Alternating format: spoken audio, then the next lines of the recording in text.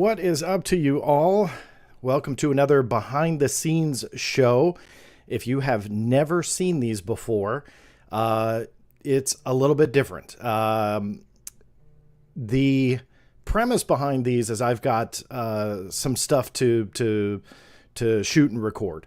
And a while back, I decided, hey, why don't we just turn the camera on, do it live, and then I go back and download this video and cut them up and so on.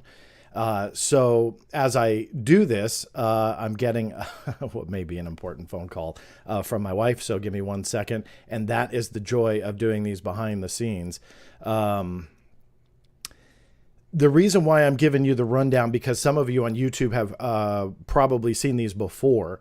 The reason why I'm giving you this rundown is I'm doing something a little bit different this time and broadcasting it to Twitter and Facebook. And I generally don't do that, but my software has the capability to do it. And I decided, hey, let's just flip it on and see what happens, because I've never really done that before. I think I did it in the very beginning as a test, but never really pursued it, just primarily stayed on YouTube. So YouTube is primarily where you find the content. So if you're listening or watching on either Twitter or Facebook, it's real easy to shoot to the YouTube channel. Make sure you're subscribed. Just go to www.theblackvault.com/live. Depending upon how tonight goes, I may or may not just continue to broadcast all the social networks. We'll see how it goes. Sometimes it gets a little bit confusing with so many different questions and stuff being thrown in the chat. So I've got access to every comment coming in. I see some on Facebook already. See some on YouTube. So awesome. Seems to be working good. But anyway, back to the explanation of the behind the scenes. So decided to just turn the camera on and get to hang out with you guys while I record these. You'll see my outtakes. I'll screw up. For those of you who haven't tuned into these before, you've probably heard Sonar Dog. That was a nickname brought up by many of you guys many months ago, when my blind and deaf elderly rescue dog will sometimes just get up and wander the halls. And since she is blind and mostly deaf, we believe that sometimes she wants to see where she's at, so she'll bark. And I truly do think that that's her way of figuring out where the walls are and so on. So if that happens, apologies. You've also seen my other more puppy. He's 2. He's not blind and deaf. Barge through the door and actually joined one of the live streams, got up on my lap. He's huge. Got up on my lap. So, hey, anything can happen on these. One of my first ones, which is why I answered the text from my wife couldn't get a hold of me, and I was live on the air, and she bust through this back door thinking that I died in here somehow, because I wasn't getting back to her, but I had turned my phone off. So she was out with the kids, came back, didn't realize I was doing this. And you see this very shocked wife come in, wondering if I was alive. So again, I'll say it 1,000 times, anything can happen. So there's 2 segments that we're going to record tonight. The story today, if you do follow me on social media, the story today was about how the Department of Defense is refusing to release even more information. This is not the same as the Navy denying the UFO videos. That is a different story altogether. That happened about a week ago. That got mainstream coverage around the world. At least 30 to 40 mainstream outlets around the world covered that story. I don't expect the same coverage for this, but it's still interesting nonetheless. So I'm going to go over that with you guys, and I won't give you the summary because I'm going to do the segment. So stay tuned. Just give me a couple minutes and I'll get going on that one. That's first. The second is something I've wanted to do for like 6 weeks now, and things just kind of keep happening, and it kind of keeps getting pushed. And so this is about CIA material and a document that's been around for decades. I went after to try and get it further declassified, and yet again ran into a very interesting roadblock, but we'll go over that in that second segment. I always love answering questions during this. So you'll see in between the segments, it's much more informal. Not that I'm very formal during the segments, but you'll see me just kind of maybe have to pause for a minute, reset the screen to where maybe if you're just seeing the edited videos, it's much more structured. It's much more, we'll call it professional and edited together, where this is just hanging out and we're again, that behind the scenes. So where it makes it easy for me, especially since we're approaching the 200 person mark, I think that's through all 3 social networks, but who knows? But it's showing me about 175 on my screen here, people watching live. The comments can get very bogged down.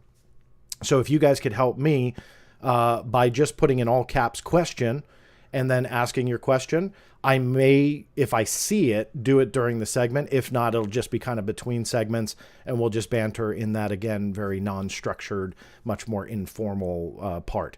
But it's always fun for me to answer for them. But if I notice something that you guys are asking during the segment, I'll pull it in and then work it in that way and kind of go from there.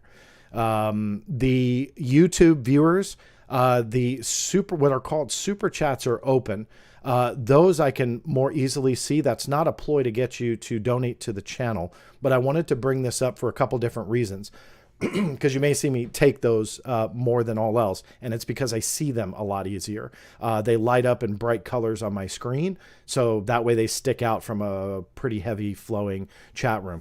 Just so you know, I don't buy myself anything with those super chats. 100% goes right back into this channel. So that's the FOIA request. If it yields money, I've gone over some of those in the past, where some of them can literally be hundreds and hundreds of dollars. One of which was about $400 being processed as we speak, is the NASA UFO UAP related request for emails. That became very lengthy and very kind of expensive on that one request. So all that money goes into this channel. Again, I don't buy myself anything or, go out and try and buy a brand new car with whatever you guys are going to throw at me. Just know it goes to support the channel. So I don't favor those or anybody else, but just in case anybody asks, because I do get that question, if I favor those, I just see them a lot easier, and I want to make sure that I get to as many questions as I can, and those pop out. So on a very busy chat night, those and I see here questions. I haven't even read it yet, so hopefully it's clean. What's this upcoming talk about? Can you talk or summarize the past month's UFO related updates? Okay, well, great question. I'm going to be doing 2 segments on, and you'll see them in a second. The last month of UFO related updates, there's so much. So that's like, 8 shows. So what I try and do is break it down. That's what these segments are, and essentially just zone in on certain stories.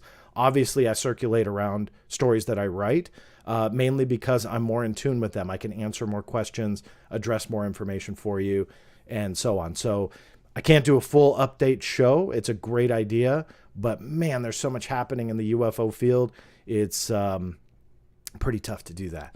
So I pick the kind of more interesting stuff, not only what I write about, but I do prioritize that because, again, I'm more familiar with it, but also some other stories as well, like the Calvine photo, or Calvine? I always forget. The Calvine photo that just surfaced after 30 years of being missing. Obviously, that was not my story. I played no role in that, but absolutely profiled it on this channel because that's huge news. So I do pick, but it's kind of tough. So hopefully that will answer your question there. That said, when I record these, as the last note, and then I'm going to get started.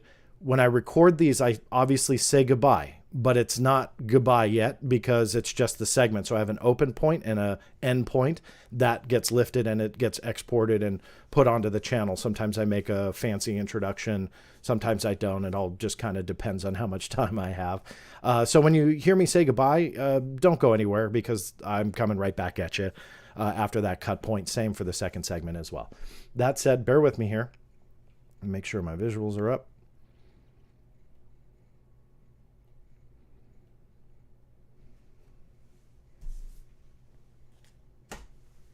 Lost my pen. Bear with me. All right. Sit tight. Here we go. That's right, everybody. As always, thank you so much for tuning in and making this your live stream or your podcast of choice. My name is John Greenwald Jr., owner and creator of theblackvault.com, and this is a pretty fun story, one of which that I broke today, and that is all about how the Department of Defense is denying what I believe are key records on the creation of their UFO office. I'm using that as a nickname. Let me pull up some visuals for you guys and kind of go over the story itself. For those of you who are watching on social media, this is a story that I dropped early this morning. And essentially this is going into great detail about what I just got through the Freedom of Information Act. Now, some of you who are either new to this channel or you think you've heard this story, it does sound very familiar to something I wrote about a week and a half ago. That got mainstream coverage around the globe. I was very excited to see that because it's a very important topic, UAP as a whole, UFOs as a whole, but also the secrecy surrounding it. That was a different story, however. That was all about the Navy admitting that there are UFO videos in addition to what we've seen publicly, but they are denying all of us access to it. So what this story is all about was me going after documents on the original, and I will say original, prior to what's called the AOI MSG, or let me make sure I get this acronym right, the Airborne Object Identification and Management Synchronization Group. It's a mouthful. Prior to that, there was the UAP Task Force.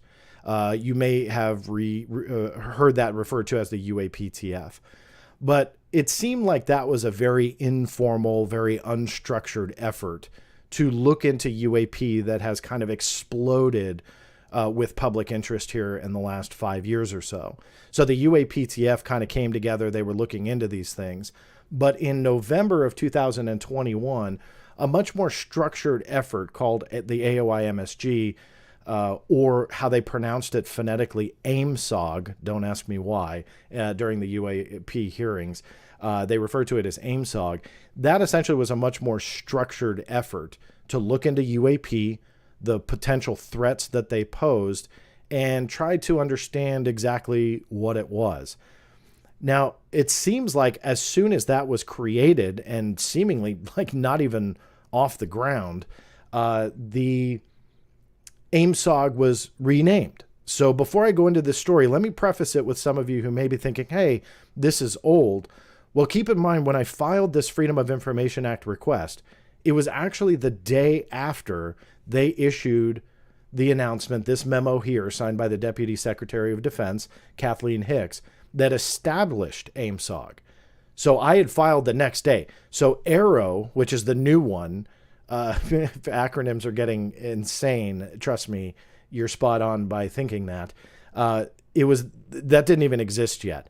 So the FOIA request was all about AIMSOG, because that was the only thing that existed at the time. But then also they searched for records about the creation of it, my request, and let me read it specifically to you. Let me scroll to exactly what it said. I sought after all records pertaining to the Airborne Object Identification and Management Synchronization Group, or AIMSOG, and the Airborne Object Identification and Management Executive Council. I have no idea how they pronounce that acronym. That was essentially a group in addition to AIMSOG that offered some oversight and some direction for AIMSOG. The request I also stipulated to include, but not be limited to, all letters, memos, emails sent to and from related parties. I also put in the FOIA request that I agreed to have the FOIA officer essentially use their best judgment on who to search, because I wouldn't know that unless I worked within the DoD. So I kind of let their FOIA officer decide that. It's a little risky, obviously, but you know, a lot of times FOIA offices will help you and do their best effort. So I thought that was okay in this case. Also asked for mission statements, PowerPoint presentations, draft documents about the creation of those two groups, etc.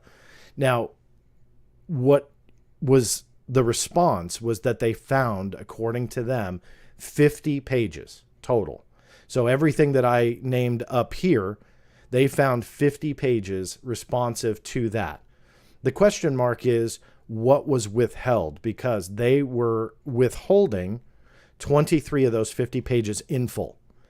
And according to their letter, they were currently improperly classified in the interest of national security. So here we go again with that national security, that they did not want to tell you or I, or show you or I, any of this material, or excuse me, about half of the material that they denied because of national security reasons.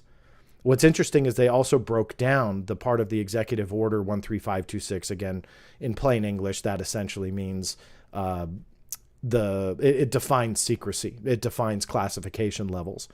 And they break it down by saying what applies from that are sections 1.4a, which are military plans, weapon systems, and operations. 1.4c, intelligence activities, including special activities, intelligence sources, or methods. And 1.4g, vulnerabilities or capabilities of systems, installations, infrastructures, projects, plans, or protection services relating to national security. So that is their reasoning for denying those 23 pages in full. So we won't see those. Now, I have appealed. I'll just jump ahead to that part of the story. So I am fighting for them. But essentially, for national security reasons, they did not want to tell me.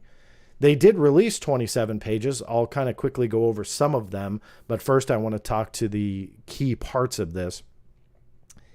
And in those 27 pages, I can tell you that the meat of what was there, what I call the main core of it, were emails that were sent back and forth essentially about the creation of AIMSOG and trying to determine the scope and the mission. That's obviously what goes into the pre-planning for them that led to that memo that I already showed you establishing the group. Problem was that the majority of it was all blacked out. So even though they withheld the 23 pages in full, they didn't even black it out. They just withheld them. Now we've got 27 other pages to look at, but sadly, the stuff that actually would be interesting is heavily blacked out. But here's some of the key points that you can determine from this that I thought was kind of interesting. A new name got put into the mix. And for all the FOIA people out there, I always like to add these little tips and tricks if this is your first type of video. You always look for the very smallest of nugget in these FOIA requests, because on the surface, you look at it and they're all blacked out, and or the majority is blacked out, and you go, well, that's really useless. This sucks. And you throw it behind you into the paper shredder and forget about it. I always urge you, don't read every single line. Look at every single character, because in this particular case, a name was revealed, Mark Elliott. And when you look into his background, he's the Director for Technical Collection within the Office of the Undersecretary of Defense for Intelligence. Now, why does this matter? It's just a new name, a new government official, who cares? But this now opens up new avenues to explore through FOIA. It's a new email box to put requests on. It's a new person to watch out for. So that's where this kind of becomes interesting, because this guy seemingly was very involved in the creation of AIMSOG. Prior to this, I don't believe that was known. So that's something that you look out for that you could easily miss. And let me prove that point, because the next person is this gentleman here, Matthew Cummings. Now, Matthew Cummings, you can see from the documents, if you look closely, is the Deputy Director, Technical Collection. That means that he works with this man here and is his deputy. And it appears that both of those gentlemen played a role in the creation of AIMSOG. Yet again, why is that important? Sounds pretty dry. Some of you are like, this, John, is really boring. But that's why. That's why you look at this, because now this is completely opened up. But let me prove my point, where this guy has shown up in my FOIA requests before, but he's easily overlooked. In a Department of Defense Office of the Inspector General, actually 2 requests, it yielded a bunch of emails. Same instance as like this. Only problem was that the majority of it was blacked out. However, one name was not. Matthew Cummings, this gentleman here. But there was no context whatsoever. We had no idea who he was. He could just be anybody that was CC'd on those Office of the Inspector General emails. So kind of overlooked it. Not necessarily overlooked it, but there's nothing you can do with that.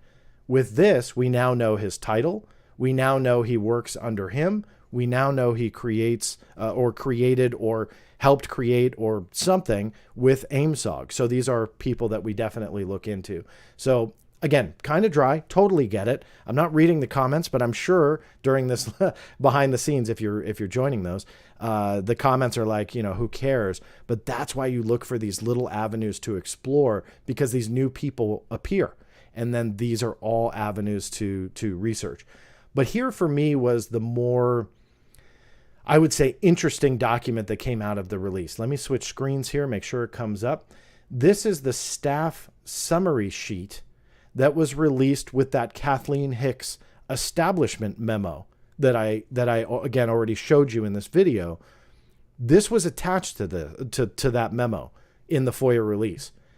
And why I'm saying that is this was never public from what I understand. I checked with a couple other researchers that also go after documents like this. Hey, have you ever seen this attached to Kathleen Hicks' memo? No, nobody that I had spoken with today had seen it. Now, why is this important? What I can deduce about these sheets is essentially on the creation of an office like AIMSOG, there's coordinated efforts to essentially create such an effort. And sometimes you have a lot of voices. It's the government. It's the Department of Defense. There's a heck of a lot of cooks in the kitchen. So these types of sheets allow them to essentially keep track of those who are being coordinated with and what their feedback may be. Now, B6 exemption is privacy. So we don't know the names, but that's okay, because these specific departments, or I should say components within the Department of Defense, all played a role in the coordination for AIMSOG. And all of these put their input in. And what it shows is really the extent of how far AIMSOG started to stretch throughout the inside of the DoD. And that's an important distinction, because now we know within these offices, all these acronyms, they somehow have a hand in their UFO research effort. And what was true with AIMSOG is likely going to be true with Arrow. Now, that's a totally different video and subject in itself. But regardless, you can see where I'm going with this, because now we have a blueprint. Back to my FOIA people out there. Now we have a roadmap of what components to search, because you can't just file a request to the DoD and say, I want all emails searched for this keyword or that keyword, because there are so many different components within the DoD.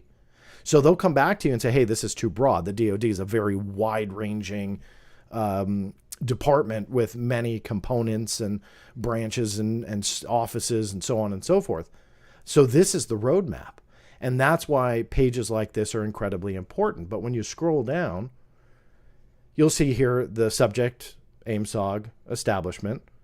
This is prior to that November memo. So you're obviously seeing the work to establish that AIMSOG effort, because it had not been made public at this point. Here's the purpose: to obtain the Deputy Secretary's approval to establish the Airborne Object Identification and Management Synchronization Group, AIMSOG, as the successor to the Unidentified Aerial Phenomena Task Force, or UAPTF. We already went over that. Background: the Department of the Navy has run the UAPTF since August of 2020. However, the recent report on UAP by the Office of the Director of National Intelligence highlighted that the scope of the problem extends significantly beyond the purview of the Navy and warrants a broader approach. In June 2021, Deputy Secretary Hicks requested the Undersecretary of Defense for Intelligence and Security deliver a plan to formalize the mission of the UAPTF into an enduring activity. AIMSOG was the result. When you get into the discussion heading, all of that is exempted from release. B5 is essentially internal deliberation. That's kind of the nutshell explanation, and it goes much more in depth in the legal jargon, but I won't bore you to death. But essentially, they're saying that this is internal deliberation. They're still establishing AIMSOG, so they don't want to tell you what they're discussing. Same with the recommendations here under B5. The acting director for technical collection, I believe that would be Elliot, but maybe somebody was acting director at this time. I don't know. But regardless, they redacted that for privacy reasons. And then down here, the attachments. Action memo for the DepSecDef or Deputy Secretary of Defense. And it goes throughout the others. All of which I'll show you here in a minute, were released in the FOIA. The draft implementation guidance for reference only, that was not. I believe that is one of the documents withheld. So you can see that these little nuggets become very, very valuable to trying to figure out where to go next. Now, I do have another case for Arrow, very similar to this. We'll see what that yields. And this specific request, which let me pull up the documents, which are here. Let me zoom in so you can see it. This was the release letter. I have an update from the DOD that they searched for records on this case through December of 2021. So the records that were created after that, I created a case for those. Then for the Arrow material, that will be at the end of AIMSOG through today. To the date of processing the request. So you can see it gets a little complicated. You have to keep track of which request is going to which time frame, because if you lose track of that, and you can lose information, because if something really killer happened in January of 2022 about AIMSOG, this request would not have yielded that really cool event or document or PowerPoint presentation. So you have to continually follow up to see where that cutoff date is, and then create new requests. So make sure that if you are filing FOIA requests to do that. So here's some of the information that was released. This is, again, that FOIA release packet. This is everything. This is Kathleen Hicks' memo. We don't have to go through it in detail. I invite you to read it. But this is where that staff summary sheet that I just went over was attached. So that's, again, very cool, because that has never been in the public domain before. Here are the emails, which then again become interesting because a lot of it is redacted. A lot of the information that would be key to understanding the scope of AOI MSG and how it was created, exactly why it was created, what were they seeing on the inside that led them up to the establishment of the office. All of that is likely bantered in here, but the majority of it is redacted. We can also determine that the effort was created in a secret environment.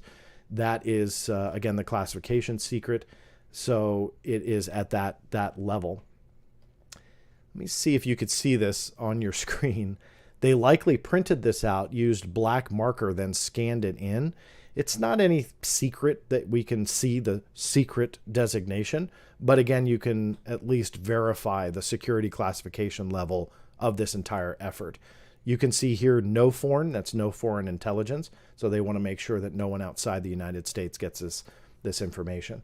So I'm not going to go make this a deep dive and go through every email, because you can see a lot of it is, some banter back and forth and stuff that, will be kind of pointless to go over.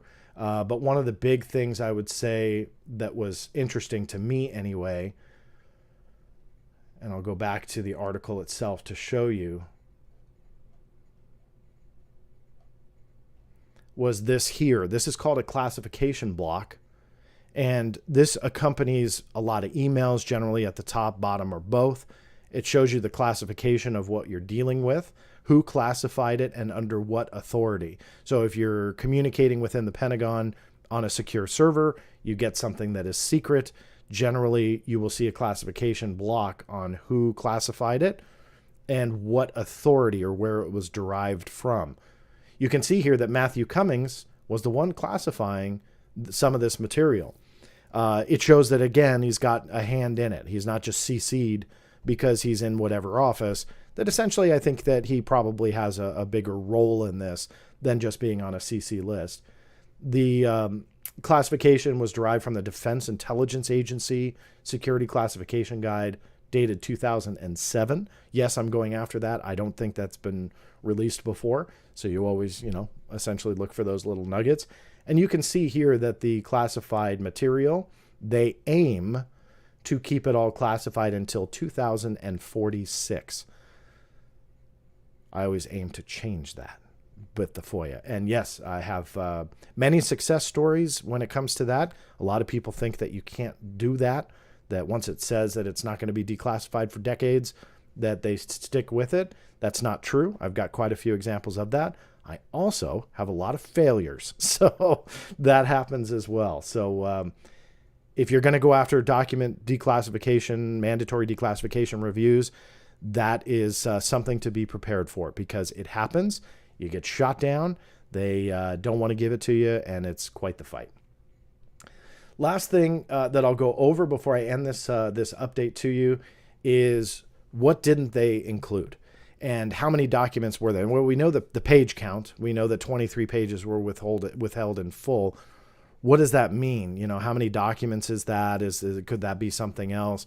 I'm not really sure. I do have a message into the DoD to try and break that down. I have appealed this case, as I said. That way we can try and get some kind of additional release. We'll see how that goes.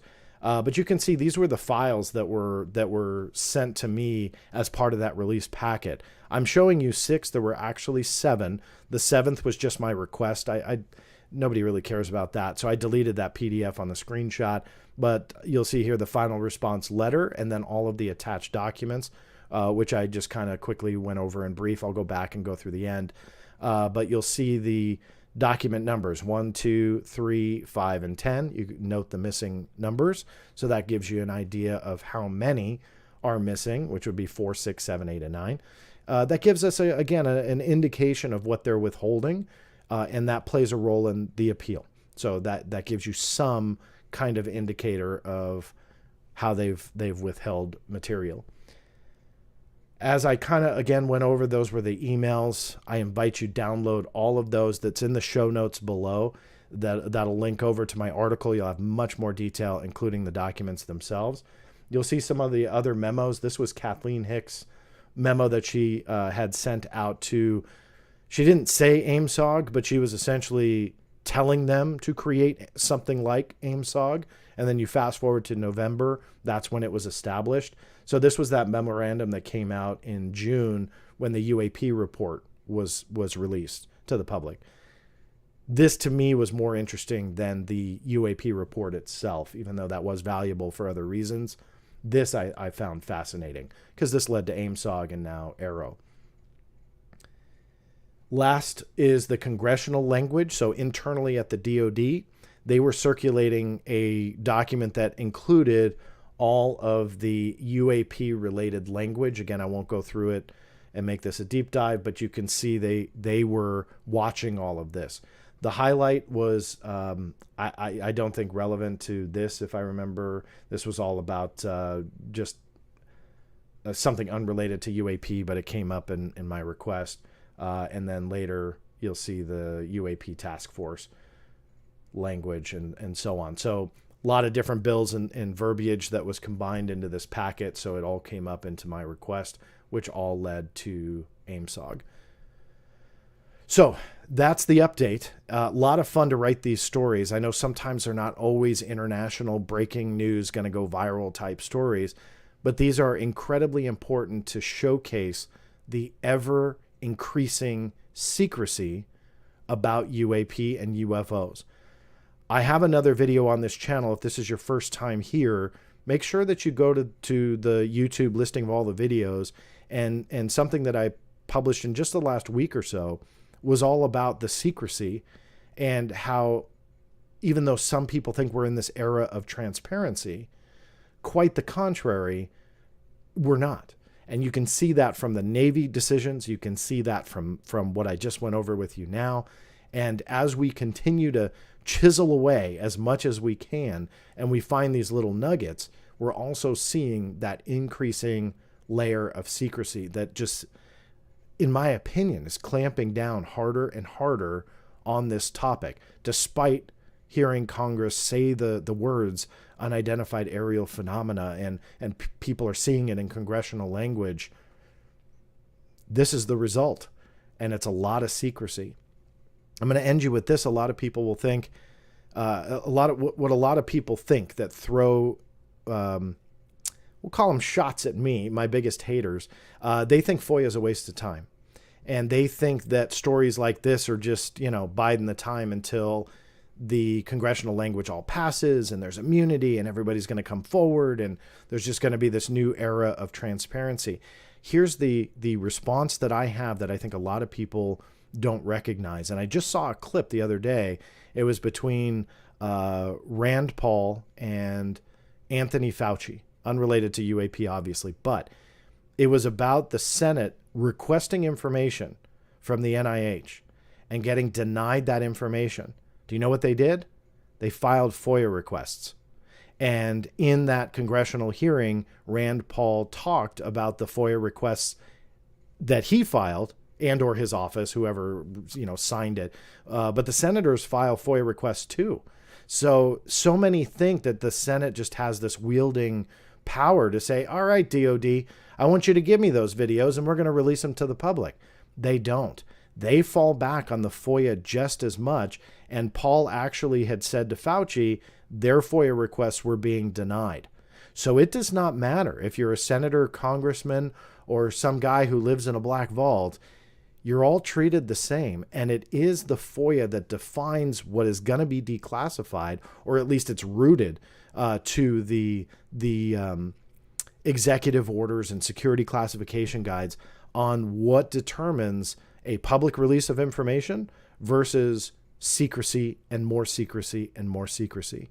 So I know we want to hang on to, come on, Senator, whomever, to start demanding answers. But as proven time and time again, it doesn't matter if they're a senator. A lot of that will happen behind closed doors. And if they do want public transparency or answers, an agency can still push back and they still fall back to FOIA. So all the haters out there that want to keep trashing FOIA, you can wait for the senators if you'd like, but listen to them because they use the FOIA as a tool as well. And I recommend all of you to do the same. I'm always interested in your comments if you're watching here on YouTube. Make sure you look below, give a thumbs up, subscribe to the channel if you're not already, and post your views, your questions, even your disagreement with me. It's all good. Just keep it respectful. I'm always interested in that. And if you aren't aware, I also drop a lot of these presentations to audio podcast versions as well. It's under the Black Vault Radio on any podcast network out there, including iTunes, Spotify, whatever you listen to. Make sure that you subscribe to that, and vice versa to the YouTube channel. If you're listening and didn't know I had a YouTube channel, go to www.theblackvault.com/live, and it will forward you right to it. That said, thank you guys so much for listening and watching. This is John Greenwald Jr. signing off, and we'll see you next time. All right, that gives me a handle to cut. Don't go anywhere. I told you guys. If you're tuning in, this is the behind-the-scenes show. And very informal in between the segments. So I've seen the number grow. It's well over 300 people now watching. So thank you guys for doing so. Very quick rundown again, the behind the scenes, very informal between segments. I just turn my camera on, have fun with you guys. You'll see the outtakes when I screw up. If my dog comes barreling through the door, who knows? Anything can happen, but that's what these are. A little bit different this time. I'm going on Facebook and Twitter. I see all sorts of comments coming. If you have a question, please put in all caps question. That way I can see it a little bit better. I will go as far back as I can. And I know I saw one, but I don't know how far it will let me go back. So bear with me here. I'm going to have to find a better way to do this. I see one, though. Christopher Walker. Hi, Christopher. Thanks for the question. Have you attempted to FOIA information from the NRO and NGIA? Yes, I have. And I believe you're probably referring to the NGA, the National Geospatial Intelligence Agency, or whatever it is. But yes, obviously that goes to a lot of stuff John Ramirez was talking about. If you saw my interview with him, or I know he did quite a few interviews. He hasn't in a while. But anyway, yes on the NGA, yes on the NRO. The NRO, I believe I did a video on this channel. I've done quite a few, so I'm not sure. But I can tell you that I did finally get documents when it comes to the NRO and their contribution to the UAP report. I'll now have to look back to make sure, as I'm going to write a note for myself, NRO doc video. It essentially gave a sneak peek at what the NRO provided to the UAP task force, which led to the report. And what was also very cool was, I believe it was that agency, I'll have to look back, so don't totally quote me on it, but since we're informal here, that is the release that I found out that the UAP task force had an advisory panel. Now, we may assume such a thing, we would hope such a thing, but it was the first time that you can establish it in a real document that you had the UAP task force, but then over here they had some kind of advisory panel that they were talking to and getting advisement on, which included the NRO and people from the NRO. So that was a very cool discovery with the NRO, and something that I did not expect. I'll look back and see if there's a video, and now that I'm thinking about it, I think that that's on my list of 12 million videos that I still have to create. So make sure that you go to the blackvault.com and just search for NRO UAP in the search engine, and it should come up. But great question. I'm reading them as I go here, so if there's anything bad, forgive me. What do you think? I don't know how to pronounce that. I won't try, but very cool name, and I like the avatar there. I think looks like a game from my screen. Looks very cool. Maybe if I zoom in, it'll be bad. What do you think about the Travis Taylor guy's role within these things, and or what's your thoughts on Skinwalker Ranch phenomenon, all TV show, or some real stuff coming out of there? Great question. In regards to Travis Taylor, he's incredibly brilliant. There's no way around this. He's a brilliant guy. My history goes back quite a few years, actually, with Dr. Taylor, just because we crossed paths. We were never acquainted with each other or worked together, but he was almost on one of the shows I produced for, it's either History Channel or Discovery Channel, and the production company that I was working with him on a few different projects, and he had come highly recommended to me, and rightfully so. I had reached out to him, and if memory serves, he was in Hawaii, I think, but he was shooting another show during my shoot schedule. And to anybody who's worked in television, you're essentially like locked into a shoot schedule, because you have to do everything in 14, 16, 18 weeks, whatever your contract is. So sadly, it didn't work out. But that was quite a few years ago, like 10 plus years ago, if not more. And again, never a bad thing to say about him when it comes to him as a person. When it comes to his role within these things, I'm still exploring that. I don't know much. He obviously just came out in the last month that he was the chief scientist. I know the Pentagon tried to say that was an informal title. It's silly. He obviously worked on the effort. There's a huge difference, because some of you may go, wait a minute, you really fought the Elizondo thing. Well, the Pentagon never denied that he worked on the UAP effort. They were throwing some silly verbiage in on a chief scientist title. To me, that's irrelevant. Same would be for, Luis Elizondo, if they said, well, he worked on this ATIP effort, but he wasn't the director. That was an informal title. Well, then I wouldn't really care. There would be not as much controversy, but obviously that's a much different statement than what they said about Dr. Taylor.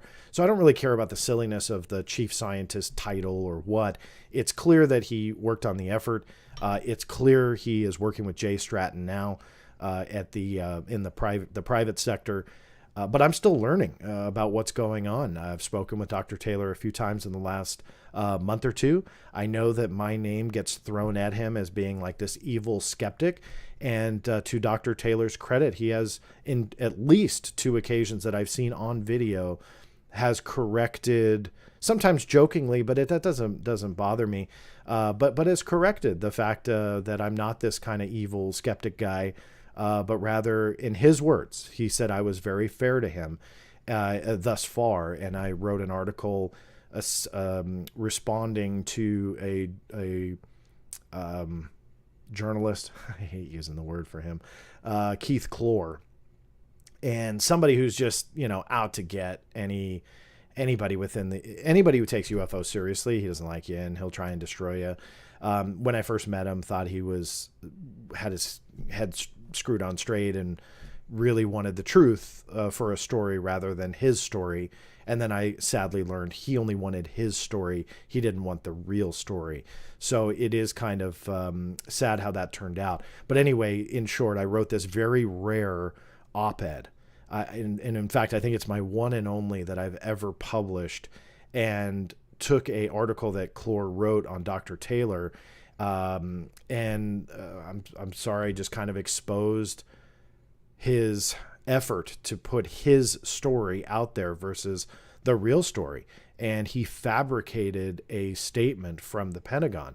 Now, you can chalk that up to a human error if you want, but any journalist, and I don't claim to be one, but any of us who write articles and want accuracy, we copy and paste when we quote somebody. That is the safest way. And then you edit, where applicable, but you copy and paste. And so totally ridiculous. But I think that's where Dr. Taylor had realized, hey, John's not out to get anybody. He wants the real story. I'm not speaking for him, by the way. But I think by him defending what I'm doing was awesome. And I think he should be credited for that. When it comes to his connection to Skinwalker Ranch and the phenomenon at Skinwalker Ranch, that's a totally different conversation. And I'd love to have that with Dr. Taylor as well. Because obviously his experiences are widely different than my own when it comes to that. And I'm open to hear what he has to say. And I'm open to hear about whatever science that he wants to talk about, and what's verifiable, what's a firsthand experience, so on and so forth. And that is a conversation I hope to have. So stay tuned to this channel. Who knows? Maybe you'll see that. So hopefully that answered the majority of your questions here. All TV show or some real stuff.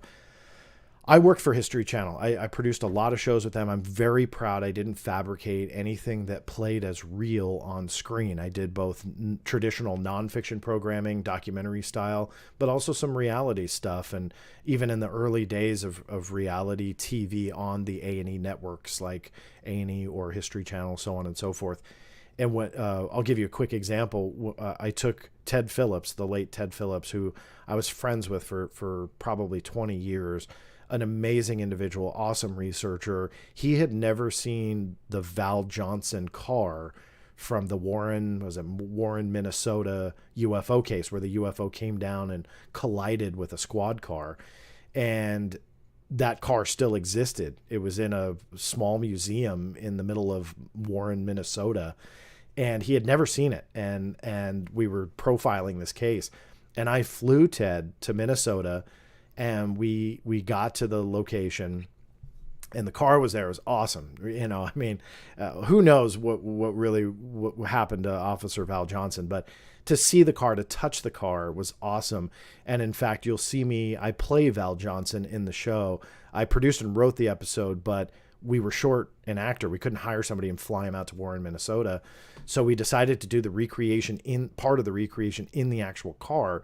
And I wore a uniform from the deputy there that he literally took his shirt off his back, not an expression, to give to me because the uniforms actually didn't change. They were the exact same uniforms. So anyway, fun little behind the scenes stuff. But if you watch that old UFO Files episode, that's me as Val Johnson. And you see me crash in the car and my head is on the steering wheel and so on. But going back to Ted had to sit there, sadly, away from the car for a couple hours as we shot these other things, because we wanted his reaction real. And so I know that turned into a long-winded story, but That's how I always approached programming like that, where I wanted it real. Does Skinwalker Ranch do the same? I don't know. I've never worked on the show. I don't know the production, steps and so on and so forth. I'm speaking more broadly now, so I'm not making an accusation. Have I seen TV episodes fabricate? Yes, I have. And it is not a show or shows that I've had my name on. No, I will not tell you the network or the production company, but yes, I saw it, and they would play it as real when it really wasn't. And that irked me to death. I hated that. I had huge problems with it, refused to do it on my shows. Was I asked to fabricate? Yes, but not maliciously, but it was more production value. And yeah, I would push back on executives who wanted to stage certain things. Is that going to Skinwalker Ranch's TV show? I don't know. I am not there. So I'm not going to say either way. I hope not. I really don't. Or I really do. I hope it's not happening. I like Brandon Fugel. I've spoken to him quite a few times. I think his heart is in the right place with a lot of this. I know there's controversy with anybody, me, Brandon, Dr. Taylor. Everybody's got controversy in some way. And that's fine. It's just always going to be the reality. So, not to go off on a tangent. I hope that that's not going on. I'd love to explore that topic more in depth with them, away from the TV cameras and editing floor and contracts and scripts, and just talk. And, that's what I always aim to do with those types of topics. So we'll see how that goes. All right. What time is it? It's 7:00. All right, hold on. I have another segment. I did, but I may lose time here. Bear with me here. Think I can do it? I've probably lost a lot of questions here. I'm so sorry. But I've been trying to do this for a long time. Let's do it. Let's see if we can take a stab at it. Hold on. So bear with me here just a couple minutes. Or a couple moments. But it won't take long. What I have to do is find my visuals, and I'm going to take a stab at this. Nope. Window. I've got, if you see me looking all over like a crazy man, I've got quite a few different monitors in front of me that help me create these live streams. Nope. Wrong screen. See? It's the joys of live.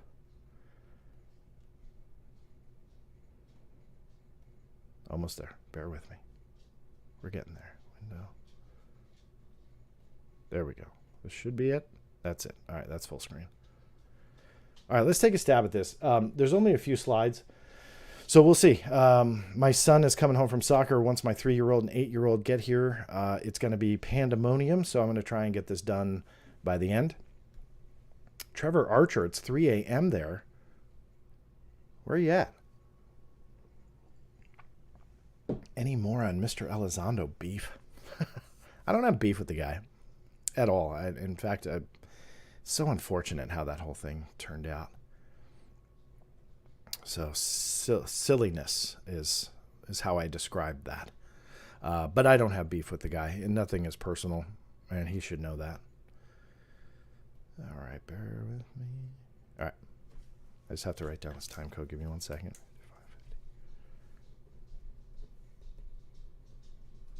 All right.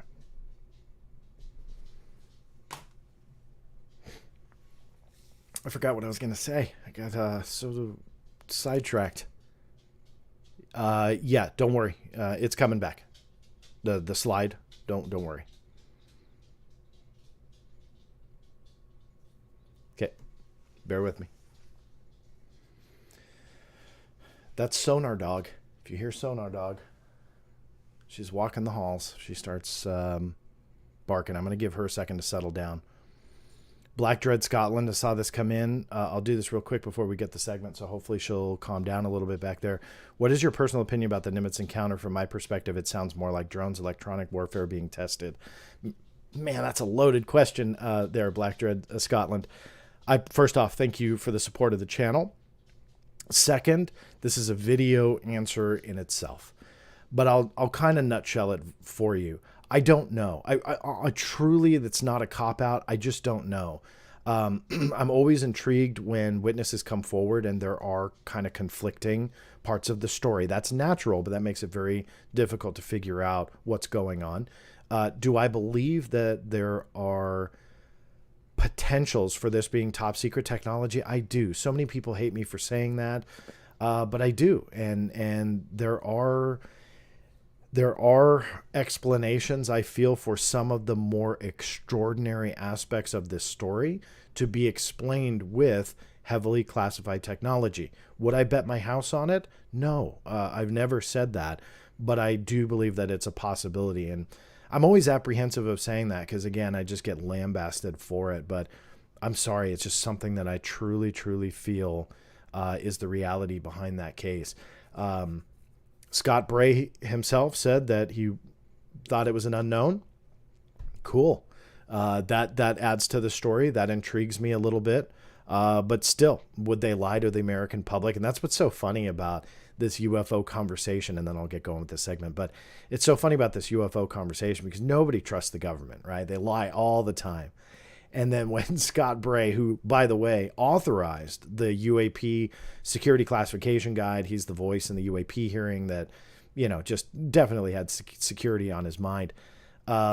Nobody trusts the government. And then Scott Bray, because they lie through their teeth, right? Like we can prove that for decades and decades.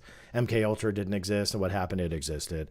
All these, things have happened over the decades to show us, the government's not always truthful. But then when the government comes out and goes, well, we don't know what the Nimitz is. So many people go, aha, we told you. They don't even know what it is. They would never lie. It's coming from the government. And that it cracks me up because it's that we believe the government when they say what we want to hear. We doubt the government because they're liars and scoundrels. And we doubt them because they said something we don't want to hear. And there's always that debate on when do you believe them, so I always laugh and get a kick out of it because simply that's the reality of it. There's no way to know when you should believe them, when you shouldn't.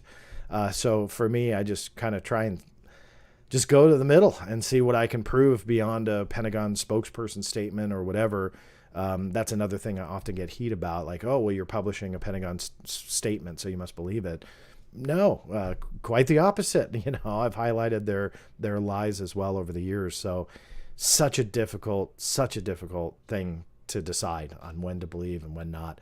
So not to steal the X-Files line, trust no one. And that's kind of my mantra when it comes to this. People tell me things all the time. It is what it is. It's not what you believe. It's what you can prove. So hope that helped you there. One more, and then Sonar Dog kind of calmed down.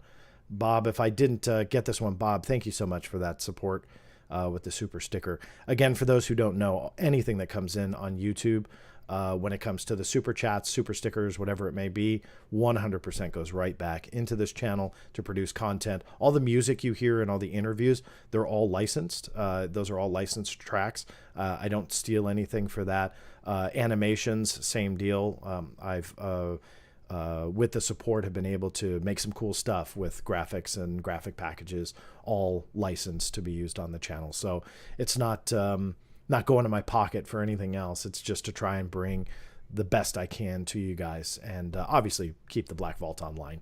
There's multiple dedicated servers and stuff like that keep those 3 million pages ready to download for you. So there you go. Favorite old school case, Zunar. Thank you so much for that super chat. I've done a video on this, so I'm not going to spend too much time on the answer, but the 1976 Iran incident is one of my personal favorites for numerous reasons. I invite you on the YouTube channel to look for that. I did it a little while ago. Again, 1976 Iran incident. I break down the document. It goes to the root of why I do the Black Vault. It's how I got started. It was the first document that I ever got. I didn't discover it, by the way. It's been around the UFO conversation since before I was alive, I think. But regardless, an amazing document. So I invite you to see that video. It's a lot of fun. Bob Gray with another one. Thank you so much, Bob. Appreciate that support. So let me go ahead and do this. Now I got to re-update the time code here. Sorry. I got babble a lot on these behind the scenes, you know? All right.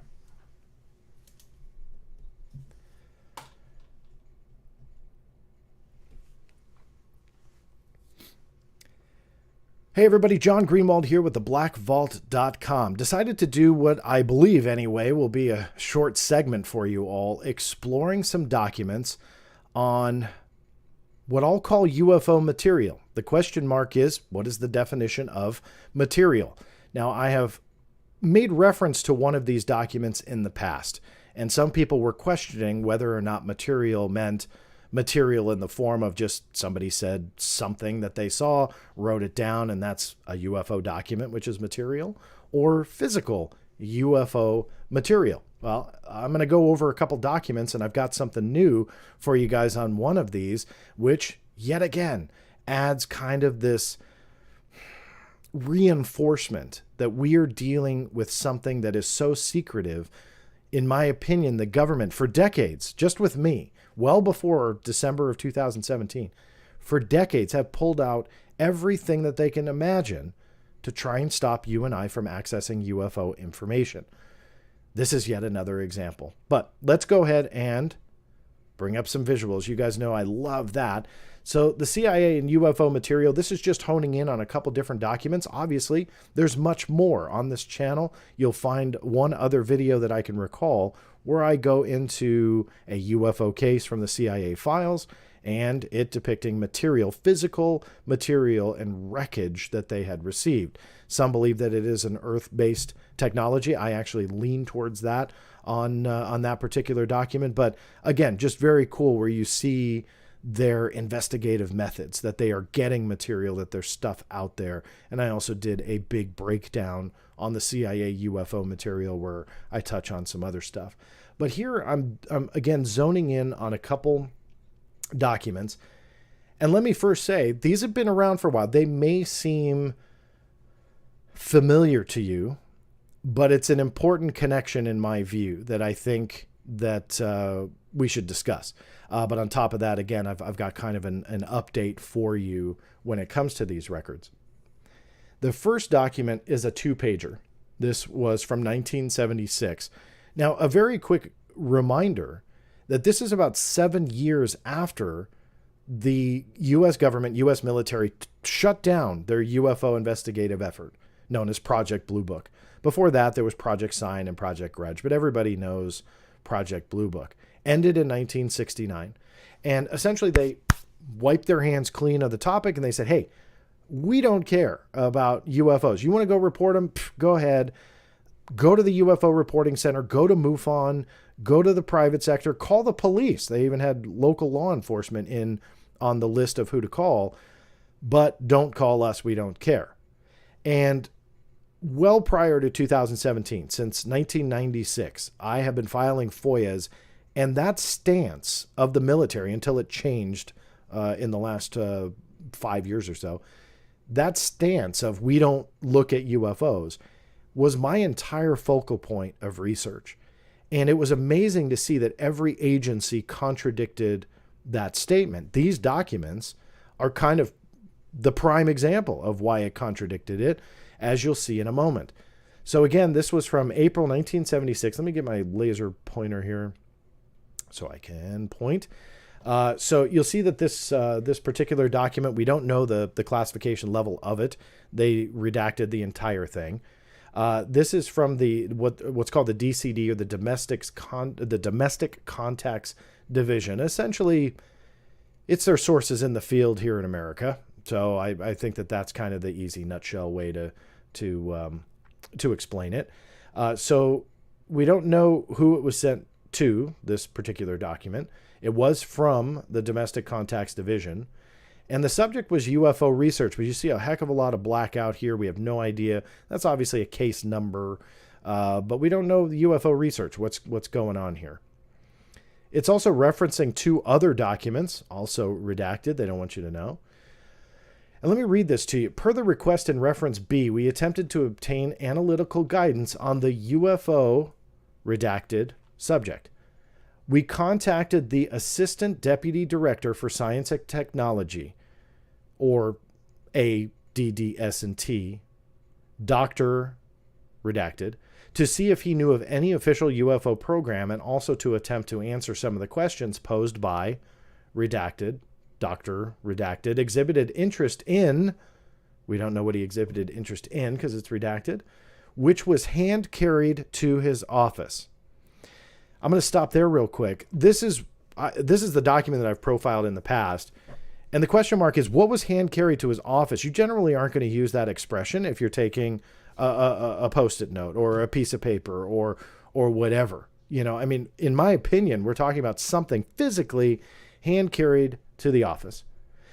Let me go back to reading. After a short examination of its contents, kind of more indication it's not just a piece of paper, Dr. Redacted advised us that he would personally look into the matter and get back to us.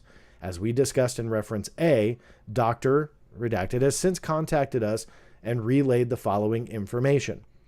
It would appear to be best if you advised, Redacted, that he should, and we have no idea. It's all redacted. If you're listening to the audio version, it's about a full line.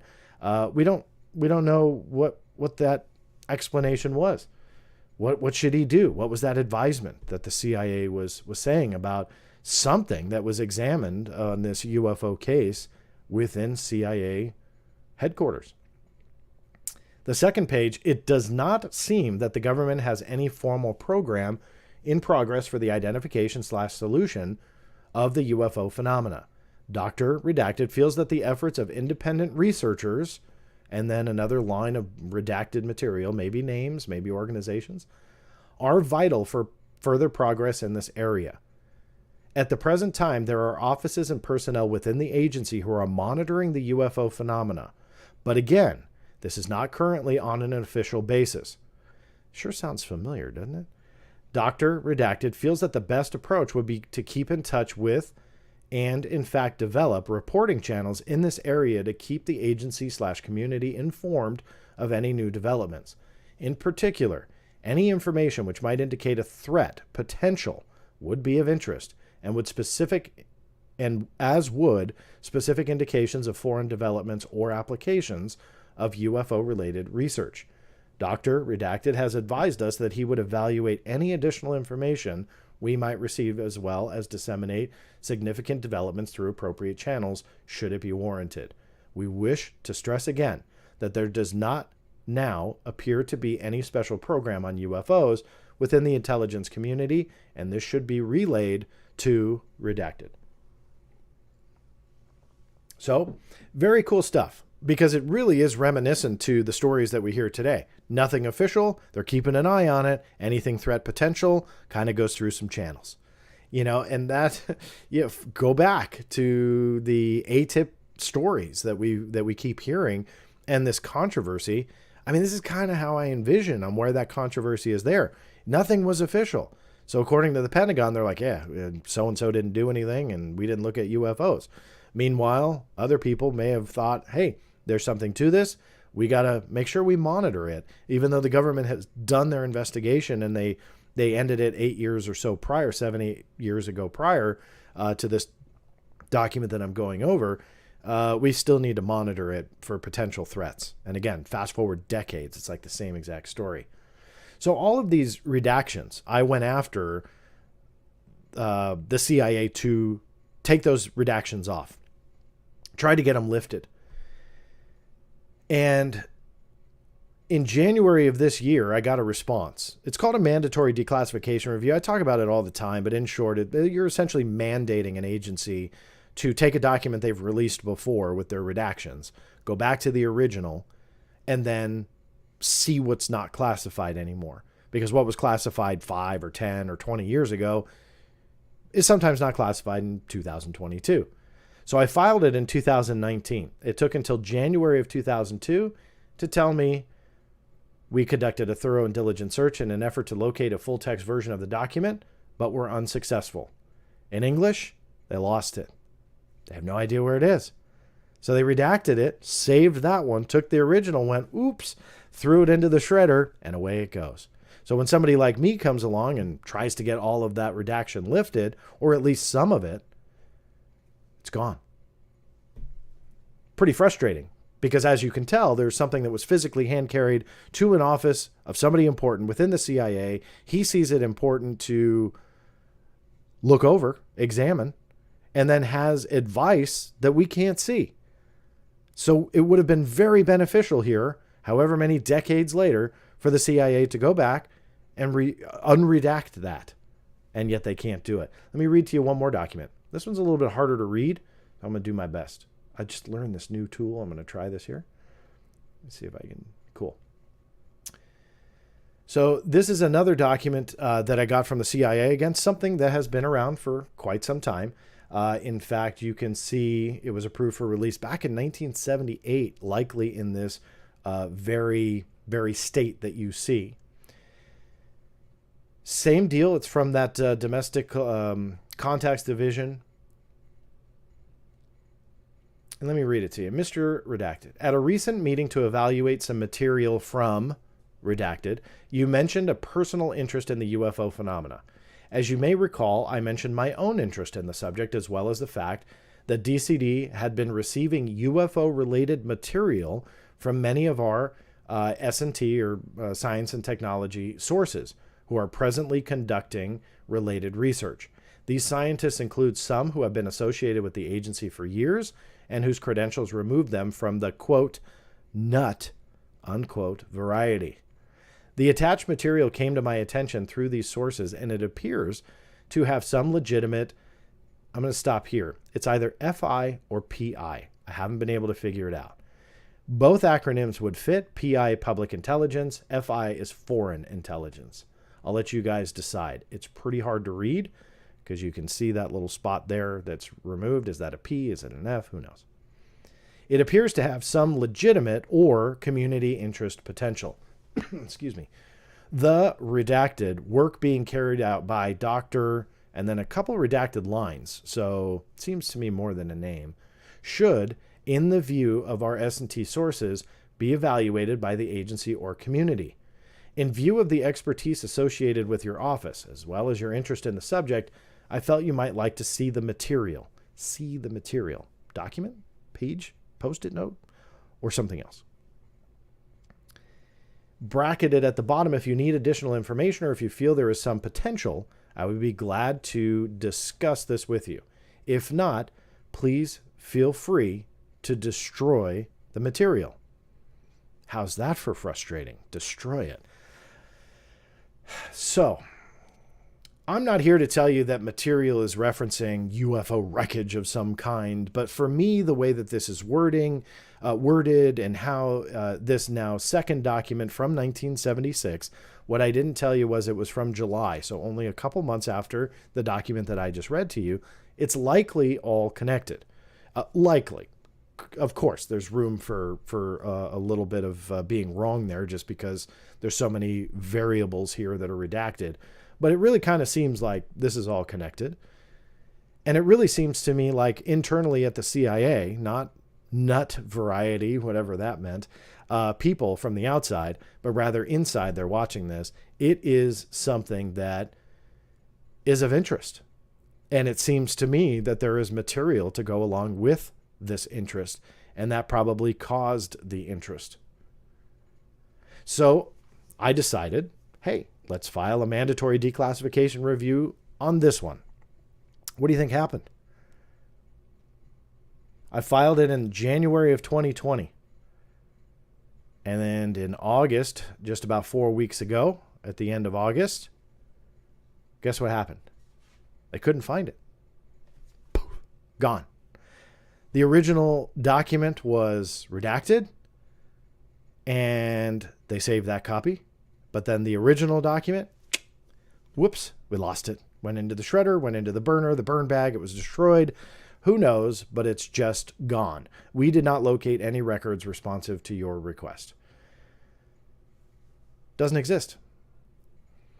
So here is yet another example of potentially very interesting UFO-related content.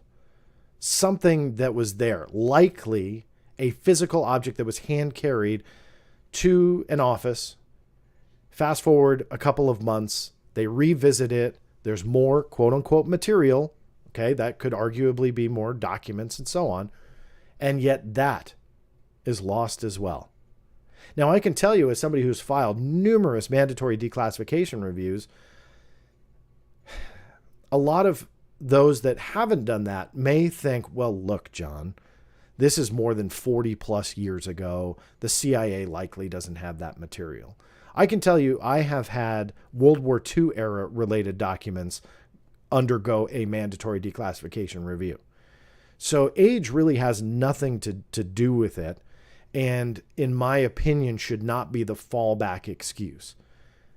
It seems to me that when it comes to the UFO related material and when it comes to the effort to get it further declassified, that they are piling on the instances of lost material. But then when it comes to some other non-UFO related material, they're like, oh, this document from 1941, yep, no problem. Give us 6 months, we'll review it. I'm paraphrasing there. But they can find it.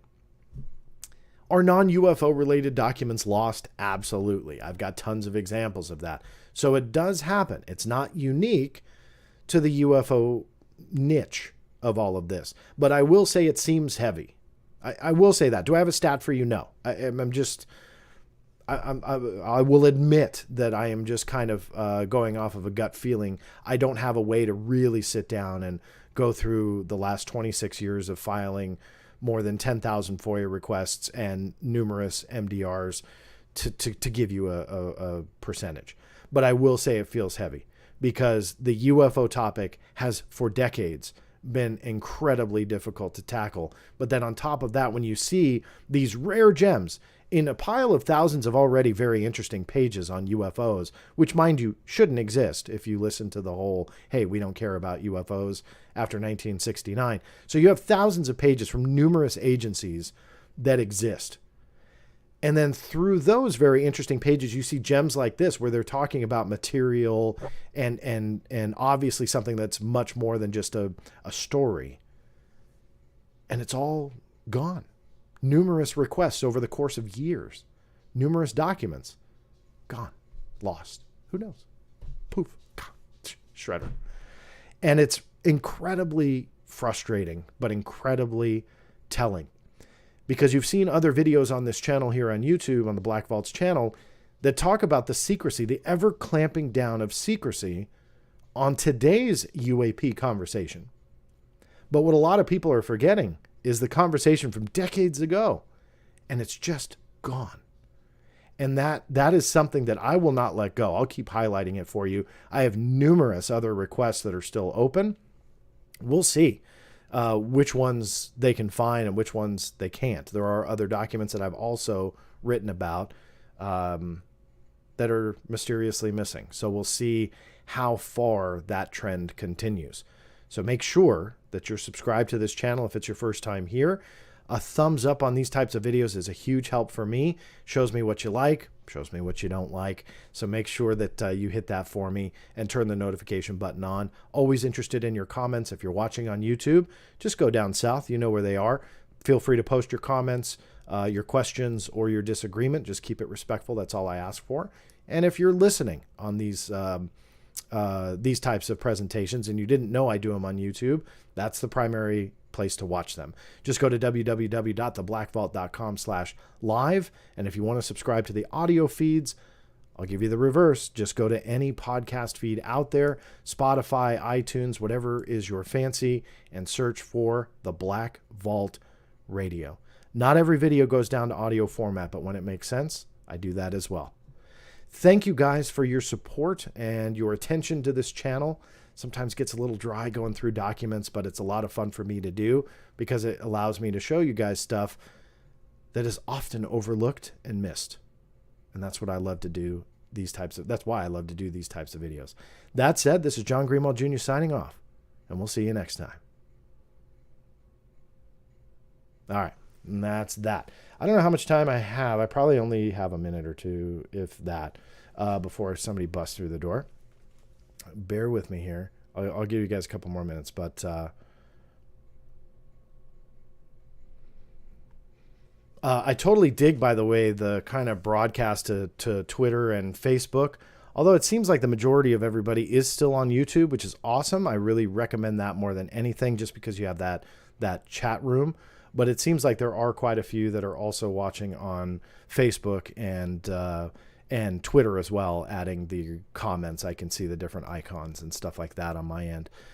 So very cool. So I wish I got to figure out a better way to do the questions. I'm going to try and find, if anything, but it doesn't seem like it worked. So if you've asked one, feel free to paste it in again here in the last couple of minutes. I don't know if this was meant for me. This might be part of a different conversation, but it was all caps. So I know we've done that before on this channel. Why can't Bob Lazar point on the map to exactly where S4 is located? Look, there's so much about the Bob Lazar story, and I've said this a couple times now. I'm just kind of thinking about doing a video on it, but a lot of stuff doesn't make sense, and that's kind of part of it.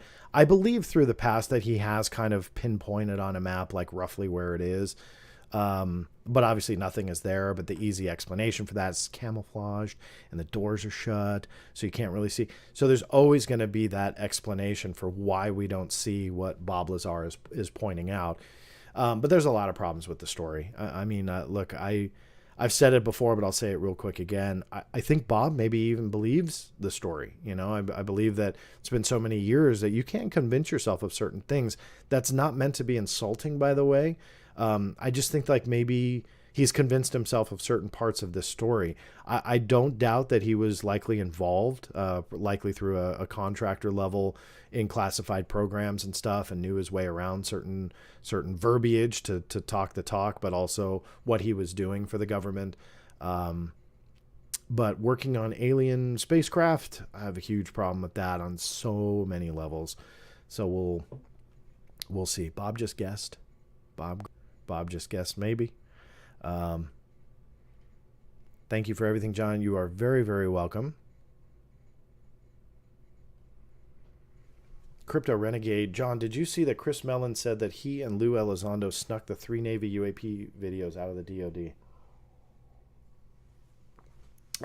I would love to see that quote, but I'm going to respectfully disagree. I don't believe that that's what was said. I believe what was said was Chris Mellon through James. The reason why I know this is just because I have followed that aspect of the story for many years now and have tried to follow every little tidbit of what they've said. If you have something different, please, please, please drop me a line. But in fairness to both of those gentlemen, Chris Mellon never said it was Lou Elizondo. He never named his source. He said that he got it in the parking lot of the Pentagon, and whomever that was bent the rules. And whomever that was, when they bent the rules, did so essentially for the greater good. He admitted that to James Fox in his documentary. That was the first time that really it showed the apprehension to believe the story that we were told, that it was warranted. And I credit Chris Mellon for finally admitting that, but keep in mind for many years, it was a totally different story. If I were to bet $1 on this, look, I think it was Luis Elizondo. Come on. I mean, Luis Elizondo had talked to George Knapp in the beginning. I forget if it was 2018 or 2019, but one of the interviews had discussed the DD Form 1910. So Luis Elizondo never corrected George Knapp or anybody else saying that he was not the one that got the videos out. When he did that interview, that was when the attacks were at an all-time high on this part of the story, because I had published the fact that it likely was not properly released, and man, did a lot of people hate me for that. But it turned out to be correct. The rules weren't followed. They weren't through a declassification process. There was a lot that went into that. So Luis Elizondo, when I did the interview with him, told me he didn't know where Chris Mellon got those videos. That Luis Elizondo, again, told me, and you can view the clip on this channel, that he didn't want them out in the open. He never intended to have them out in the open. I was floored by that section of the interview, because that is not the story that we got from everyone else, you know, that it was Luis Elizondo spearheaded this and went through the official channels and they were officially declassified and so on and so forth. That's not what he told me. So there's many variations of the story. So I think it's implied that it was Mr. Elizondo who snuck the videos out. But I'll let you guys decide. I do go through that extensively in the deep dive of Elizondo's IG complaint. So if you haven't seen that video, I get it. It's long, but I've got table,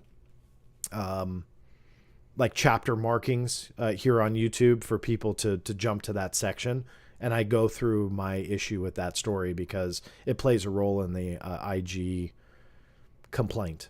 So I broke it down. Steve Long. I'm not saying it was Lou Elizondo, but it was Lou Elizondo. Melon. Yeah, I mean, essentially that's it. And I joking aside, because that is funny, Steve, I think we have to get beyond the controversy here. I think they have to come clean. Plain and simple. I mean, it is what it is. If nobody's getting charges pressed against them, there was no threat to national security by releasing them, just tell us the story, you know? And it's the adamant responses of saying, "Oh, I had no idea where Chris Mellon got those, and I don't want to know." That's what he told me. He's like, "I don't want to know." Really? Like, I mean, if you guys believe that, that's awesome. I would invite you to put your comments below on this video. If you believe that he really had no idea, then where are all these stories coming from that it went through the official declassification process and so on and so forth? Then you have to go back to the controversy from the beginning where everybody hated me for saying that they were leaks, but they were. And now Luis Elizondo is, if you believe him, is saying it like, "Oh, somebody leaked it to Chris Mellon, but it wasn't me. I have no idea." Come on. It's so silly. To me, those are games, you know, like if you put on your Twitter account and pin it, which Mr. Elizondo has done, the rules of how he operates, and one of which was, "I will always tell you the truth," then just tell us. Like, get it over with, you know? Rip the Band-Aid off. If you lied to all of us, cool. Just admit it and move on.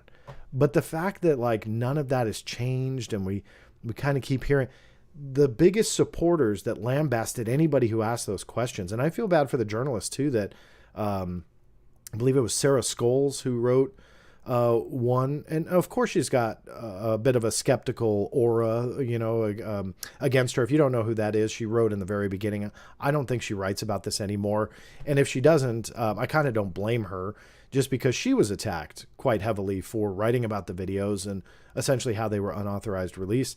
They were an unauthorized release. But the amount of attacks that happened by people saying that we were all wrong, it's like now fast forward, they've moved that goalpost like way, way down the line. And went, well, this is all for the greater good. So it's totally okay that we got lied to and we don't know the whole story and they were leaks and so on and so forth. It's like, what? You can't do that. Let's get the real story and go from there. Listening on Facebook, Kimberly, thanks for doing that, or watching on Facebook. Will you ever have a live show about the Zodiac Killer, CIA-related live show? Just curious because I have a lot to say about that one. Well, Kimberly, I've never really thought about it. I do have, I believe, some files on the Zodiac Killer on the Black Vault. I have to look. For those who love crime and true crime, I've got tons of like serial killer FBI files.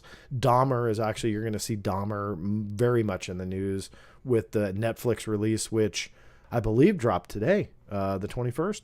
So I'm excited about that because it's just, there's not a whole lot of like previews that creep me out. I'm pretty immune to all of that on television.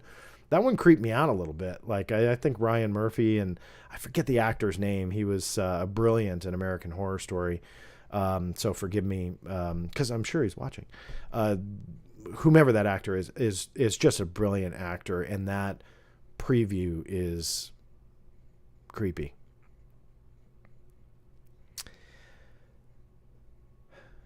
Oh, and Kimberly, hopefully I answered your question, but definitely check out the documents. When it comes to videos, I'm not real sure. It's kind of tough because sometimes it's really hard to piece together like a cohesive story when you deal with FBI files and stuff like that. But I'll keep it in mind and explore it a little bit more. Eventai, John, weren't they leaked on a website unnoticed for years? I could be wrong. So you're talking about two of the DIRD reports. I think it was two. And I hate to say this, it was on Corey Good's website. If you don't know Corey Good, highly controversial figure who is into the secret space program, stuff like that. The DIRDs are the 38 reports made under OSAP, or some people, it's a whole confusing story, but the 38 reports that were created under the OSAP contract, with which many believe is the same as ATIP, where others say ATIP was born out of that. But regardless, those are the true reports that we've been able to see on an official level. And yes, those two somehow ended up on Corey Goode's website. How? I'm not real sure. I have an idea. I can't prove it. But I was told that he had received them doing a lecture somewhere. They were unclassified documents. You didn't have to have a clearance to see them. You just had to have access to the right databases, essentially. And so this person had a government job and downloaded and printed them out and gave them to Corey Goode. That was the story I was told. Whatever Corey Goode says, who knows? But I know somebody who was at the conference, so that's how I know that. I'm just gonna go through here, try and catch up, because I'll probably have to go. Mark Truth Searcher. So did Luis lie? Look, I don't like calling people liars. I really don't. Do I believe that we got the truth out of? We'll just hone in on the video story. No, I don't. I think that's easily provable. So my concern has always been, if you catch somebody telling you a story that isn't true, what else are they telling you that's not true? I mean, if I sat here and told you guys a story and I totally BS'd you, right? Like I just made it up, but I told you it was real. And then I got caught and I try, and now it's provably wrong, but I just kind of sit back and go, who cares? Like, I'm not going to tell you, Would you believe anything else I had to say? Like, would you question what I told you tomorrow? I would hope so. Call me out, and I think anybody should be called out on that kind of stuff. So that for me is the bigger concern. I think if somebody came out and said, look, John, in this interview, I had to. There were legal reasons. I have the security clearance, this NDA, my attorney, this, my whatever, and come clean. I would highly respect that. And I know that the reaction from some out there might be going, well, he's never going to do that because the same security would apply here. And I would argue it would not. The reason is that the documents, hold on. I'm going to have to log off after this. Sorry, guys, before we get barged in. But let me kind of close it this way. The security clearances would not apply simply because the videos are unclassified and the investigation of how they came out is already completed. So, and it's done, book closed. That was AFOSI. In Luis Elizondo's IG complaint, he had referenced DISA doing another investigation. In my opinion, I put a theory why in the IG deep dive that I did, and it makes sense. But that should be done now. Why? Because now it's admitted he's working on classified programs within the Space Force. So that likely is not ongoing. So there's nothing holding him back. I truly believe that. There's nothing. No security classified video because they're out now. Nothing. The investigations are done. Nothing. Nothing is holding him back. I truly believe that. So if he wants to come clean, I would respect it. And I hope he does one day. And then we can move on. But until then, I have huge concerns over the story because it is so provably false. That's the issue. All right. That said, thank you all for tuning in. Well over 400 at the peak. We're watching live. I appreciate that. I'll likely probably still broadcast to Facebook and Twitter. It seemed to work out well. I'm sure there's a ton of questions here that I haven't gotten to. For that, I apologize. I'll do these again as time permits again soon. So thank you. Make sure you're subscribed to the channel. Thumbs up on all those videos. You'll see the segments drop here pretty soon on the YouTube channel. So if it seems like a repeat to you, it's because you were here at the behind the scenes. Hopefully I'll see you next time when I do it again. Thank you guys. Have a great night. We'll see you soon.